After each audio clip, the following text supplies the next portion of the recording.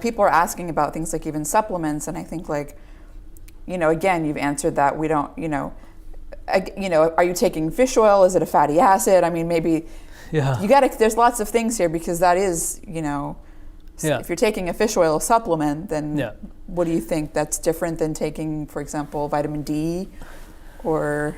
Well, it's the question of, I like this kind of, I like to compare this to, say, physical activity. Somebody is completely sedentary.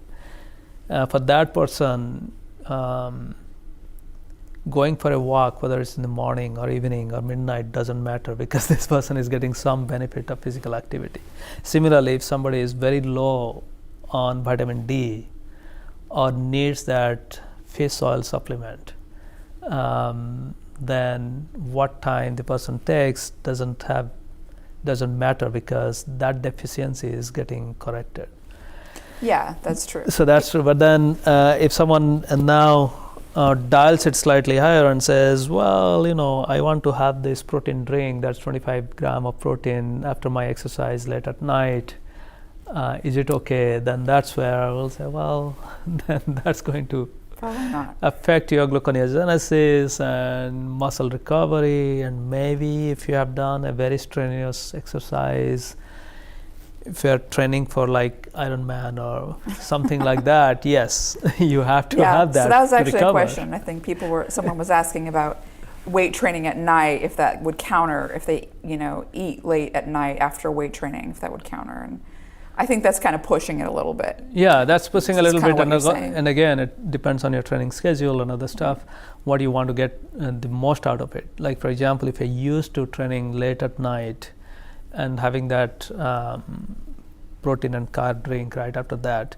what if you do a little self-experimentation and move that to, say, 5 o'clock or 6 o'clock and see whether it actually helps you do one extra push-ups or go for another 5 minutes, or is it actually compromising your performance? So it's very personal. And then some of these very kind of athletes who are pushing themselves to the limit, they want to squeeze the last drop of performance out of it.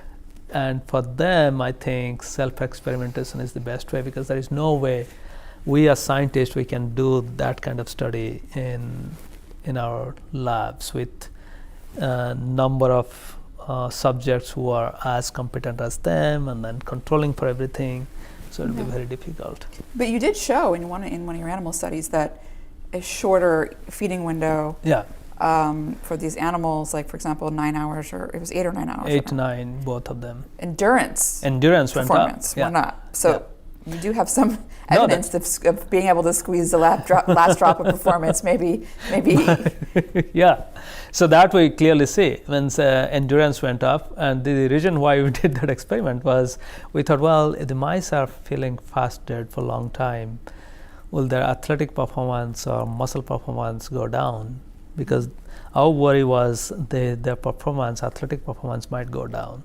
And in that way, it might be harmful for some people for whom physical activity is needed. And for example, many shift workers, they need that physical performance. Right. That's why we did it. And we realized that their grip strength, which is similar to how much weight a person can lift, that did not change, that stayed the same.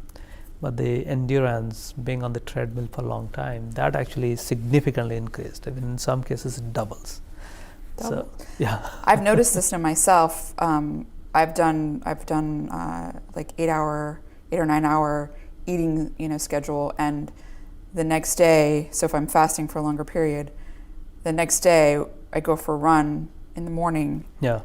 And my endurance is, and this is, we're talking like 5 or 6 times, maybe 7 times I've noticed it. It's a clear pattern. Yeah. My endurance is dramatically improved. Yeah. It's incredible. Like, I just can keep running. Whereas usually I'm tired and I reach the mark where I'm like, okay, this is it. Finally, I'm getting, you kind of sprint to the end, and no, I just keep going. Yeah. And we see that there are many people who have given us this feedback that the endurance does go up. And then what is interesting is, again, the endurance improves, and then once in a while they say, well, I can go back to 12 hours. And then immediately they see the reversal of that endurance. Right. It does, come back exactly. and It totally yeah. reverses, yeah. Yeah. I know there's been some recent studies coming out in the last year or so where exogenous ketone bodies have been given to endurance athletes. Yeah. And it improved their endurance Yeah. capacity, which makes sense because Yeah. endurance is very heavily relies on mitochondria. Yeah. Right. So Yeah. I mean, it completely if that's actually part of the mechanism with Yeah. time restricted eating in terms of a longer, faster period, one would presume would have higher levels of ketone bodies. Yeah, we do see they have slightly higher level of ketone bodies. This So mice it makes do have. sense. Yeah. Whereas, well, I don't know what exactly you're doing with the grip strength, but it depends on whether or not you're pushing them to a high enough intensity where they're becoming glycolytic or not. I don't know. Maybe not. Yeah. So again, we don't know what is the dynamic range of that particular assay, and we can't ask questions to mice. So this is where people who are actually lifting weights are doing something very different kind of exercise, endurance exercise versus intense exercise. Those are very different. Maybe they can give us feedback to see what happens. Now, in your study, wasn't there improved lean muscle mass? Or Yes, we did see lean muscle mass improvement only on mice that were given standard diet, not on high-fat diet. Okay. The high-fat diet-fed mice, I wouldn't expect for them. So they were given.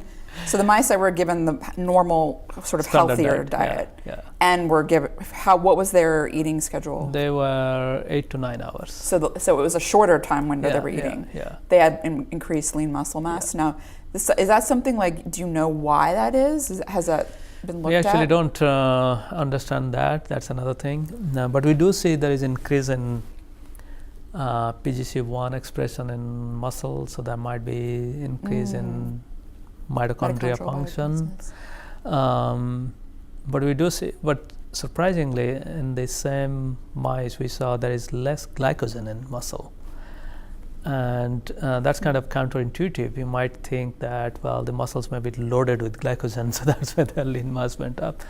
But at the same time, what we think is maybe because they have less glycogen, we know that if the muscle has less glycogen, then after normal activity, then glycogen may be completely depleted, and when they eat, they have a much better feeding response. So that means a much better glycogen synthesis response. So they may be making and breaking glycogen, making and breaking triglyceride on a daily basis, or protein on a daily basis.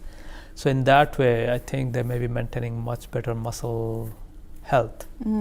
Because they're also going through some gluconeogenesis, they're breaking down some protein.